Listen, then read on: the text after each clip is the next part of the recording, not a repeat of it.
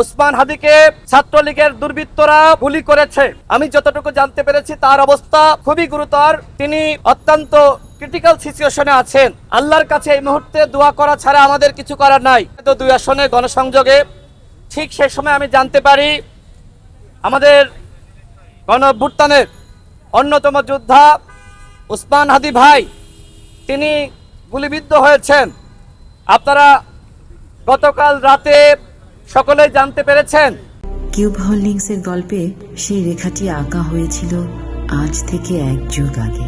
কেবল কাগজে নয়, স্বপ্নের মাটির উপর। শব্দ নয়, কেবল নকশাই আমাদের ভাষা। Cube holdings limited. উসমান হাদিকে ছাত্রলীগের দুর্বৃত্তরা গুলি করেছে। আমি জানার পরপরই রাতে ফিরেছি এবং আজকে সকালে তাকে দেখার জন্য এসেছি। আমি যখন যাই মেডিকেল বোর্ড বসেছিল। মেডিকেল বোর্ড শেষ হওয়ার পরে আমি উসমান হাদি ভাইয়ের বড় ভাইয়ের সাথে কথা বলেছি এবং তার খোঁজ খবর নেওয়ার চেষ্টা করেছি। আমি যতটুকু জানতে পেরেছি তার অবস্থা খুবই গুরুতর। তিনি অত্যন্ত ক্রিটিক্যাল সিচুয়েশনে আছেন। তার অবস্থা অপরিবর্তিত। আল্লাহর কাছে এই মুহূর্তে দোয়া করা ছাড়া আমাদের কিছু করার নাই। গতকাল ঢাকা মেডিকেলে যে ডাক্তার তার অপারেশন করেছিল, ডাক্তার জাহিদ ভাই, তিনি আমার আগে থেকেই পরিচিত। আমি তার সাথে কথা বলেছিলাম। তিনি আমাকে জানিয়েছেন যে কানের নিচ দিয়ে এক পাশ থেকে গুলি লেগে আর এক পাশ থেকে বের হয়ে গেছে এবং তার মগজ ক্ষতিগ্রস্ত হয়েছে। আজকে উসমান হাদির বড় ভাই আমাকে যেটি জানালেন, তার খুলির এক পাশ আলাদা করে রাখা হয়েছে, অর্থাৎ তিনি এখন গুরুতর অবস্থায় আছেন। আমরা আল্লাহর কাছে দোয়া করি মহান আল্লাহ রাব্বুল আলামিন যেন তাকে সুস্থ করে দেন। এই মুহূর্তে একমাত্র আল্লাহই পারেন উসমান হাদিকে আমাদের মাঝে ফিরিয়ে দিতে। আমরা অত্যন্ত ব্যথিত। সারা বাংলাদেশের মানুষ রাজপথে নেমেছে, অনেকে ঘরে বসে দোয়া করছে। আমি এর আগে আমার একটি বক্তব্যে বলেছিলাম, সাংবাদিক ভাইরা আপনারা জানেন, নির্বাচনকে কেন্দ্র করে 50 জন প্রার্থীকে টার্গেট করেছে আওয়ামী দুর্বৃত্তরা এবং নির্বাচন বানচাল করার জন্য তারা এই ধরনের টার্গেট হাতে নিয়েছে। এবং তার অংশ হিসেবে গতকাল আপনারা দেখলেন যে কিভাবে একদম কাছ থেকে টার্গেট করে উসমান হাদি ভাইকে হত্যার উদ্দেশ্যে এই ধরনের পরিকল্পনা করা হয়েছে এবং তারা সেটি বাস্তবায়নও করেছে। সবথেকে যেটি অবাক করার বিষয় সেটি হলো বন্ধু বেশে আগে এই দুর্বৃত্তরা কাছে গিয়েছে।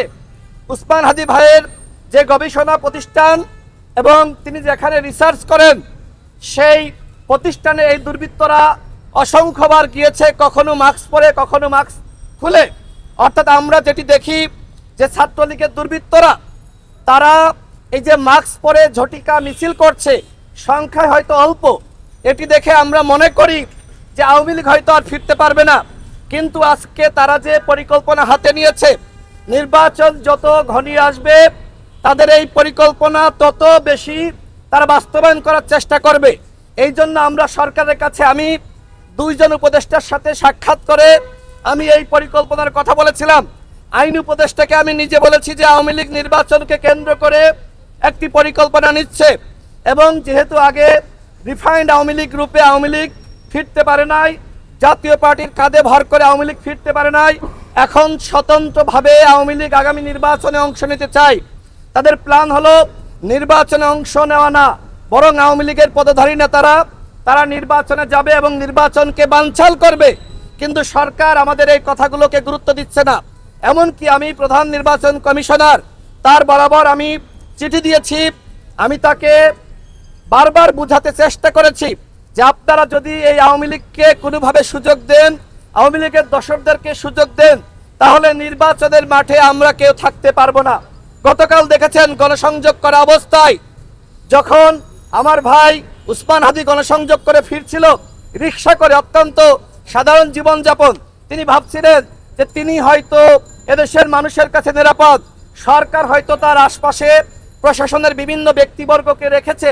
কিন্তু কি ঘটলো, আমার ভাই উসমান হাদি আজকে যদি আমাদের মাঝে ফিরে না আসে তার জবাবদিহিতা কিন্তু এই সরকারকে করতে হবে।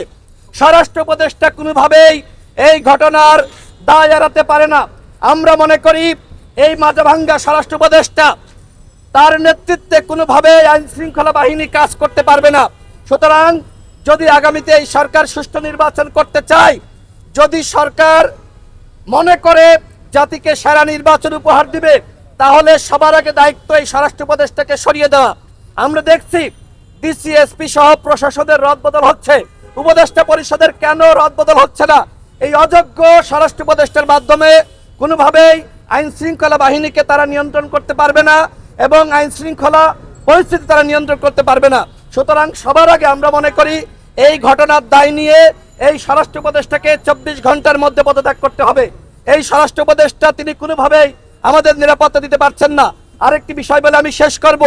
আমি শুনেছি যে কয়েকজন ব্যক্তিকে আওয়ামী লীগ টার্গেট করেছে, তার ভিতরে আমাদের উসমান হাদি ভাই তিনি কিন্তু অন্যতম ছিলেন। আজকে উসমান হাদি ভাই কুমায় রয়েছে, তিনি আমাদের মাঝে ফিরে আসবেন কিনা আমরা কেউ জানি না। আগামীকাল হয়তো আমার পালা, আপনার পালা। এই সরকার যদি আমাদের নিরাপত্তা না দিতে পারে, তাহলে আমরা কিভাবে গণসংযোগ করব, কিভাবে নির্বাচন করব? আমি সর্বশেষ বলতে চাই, উসমান হাদি ভাইকে যে সকল দুর্বৃত্তরা গুলি করেছে তাদেরকে অনতিবিলম্বে গ্রেপ্তার করতে হবে, চিরনি অভিযান শুরু করতে হবে। আজকে আওয়ামী লীগকে আপনারা ধরছেন না, বরং আমরা দেখেছি আওয়ামী লীগের দুর্বৃত্তরা তারা কিন্তু জামিন পেয়েছে। আমি বলতে চাই এই নির্বাচনকে কেন্দ্র করে আওয়ামী লীগ এবং তাদের অপরাধীদেরকে গ্রেপ্তারের জন্য অনতিবিলম্বে চিরনি অভিযান শুরু করতে হবে। সারা বাংলাদেশের মানুষের উদ্দেশ্যে বলতে চাই, উসমান হাদি ভাইয়ের জন্য আপনারা দোয়া করেন। সে একজন বিপ্লবী নেতা, সে যেভাবে এদেশের বিপ্লবী শক্তিকে সংগঠিত করছিল এটি দেখে আওয়ামী লীগ ভয় পেয়েছে। এই ভয় পেয়ে মূলত আজকে তাকে টার্গেট কিলিং করার পরিকল্পনা নিয়েছিল, কিন্তু আমরা দৃঢ় বিশ্বাস করি তিনি হয়তো সুস্থ হয়ে আমাদের মাঝে ফিরে আসবেন। আপনাদের সকলকে ধন্যবাদ।